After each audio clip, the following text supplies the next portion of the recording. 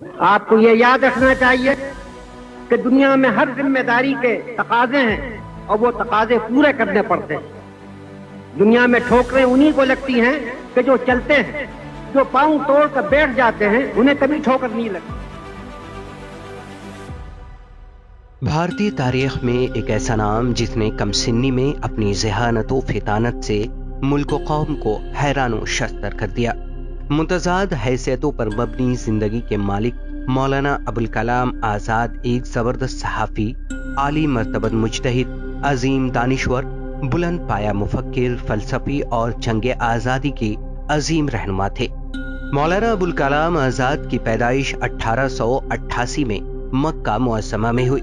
ان کا اصل نام محی الدین احمد تھا، مگر ان کے والد مولانا سید محمد خیر الدین ابن احمد انہیں فیروز بخت کے نام سے پکارتے تھے۔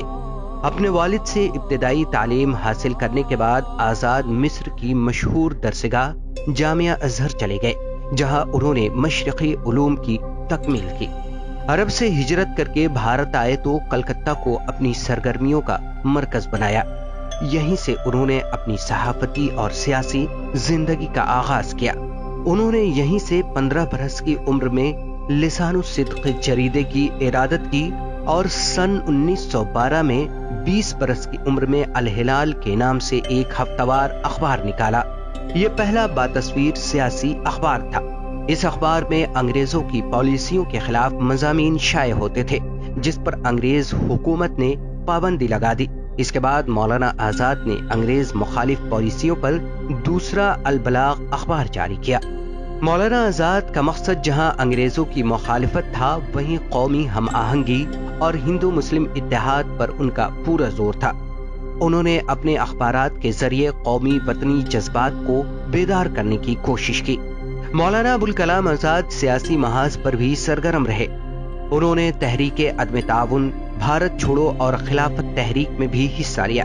گاندھی جی کی قیادت پر انہیں پورا اعتماد تھا۔ گاندھی کی افکار و نظریات کی تشہیر کے لیے انہوں نے پورے ملک کا دورہ کیا۔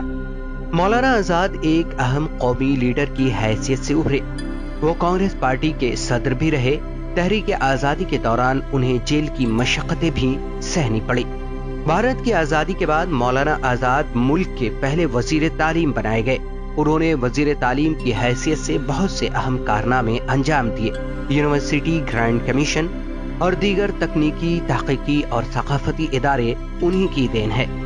مولانا آزاد صرف ایک سیاستدان نہیں بلکہ ایک صاحب طرز ادیب، بہترین صحافی اور مفسر بھی تھے۔ انہوں نے شاعری بھی کی، انشائیے بھی لکھے، سائنسی مضامین بھی تحریر کیے، علم و تحقیقی مقالات بھی لکھے، قرآن کی تفسیر بھی لکھی۔ غبار خاطر، تذکرہ، ترجمان القرآن ان کی اہم تصانیف ہیں۔ مولانا نے اپنی کتاب غبار خاطر قلعہ احمد نگر میں قید کے دوران تحریر کی تھی، جسے مالک رام جیسے محقق نے مرتب کیا اور ساہتیہ اکادمی نے اسے شائع کیا۔ مولانا آزاد اپنے عہد کے خداداد صلاحیتوں کے مالک شخص تھے، جس کا اعتراف پوری علمی دنیا کو ہے، اور اسی ذہانت، لیاقت اور مجموعی خدمات کے اعتراف میں انہیں بھارت رتن سے نوازا گیا تھا۔ مولانا آزاد کا انتقال 2 فروری 1958 کو ہوا۔ اردو بازار جامع مسجد دہلی کے احاطے میں ان کا مدفن واقع ہے۔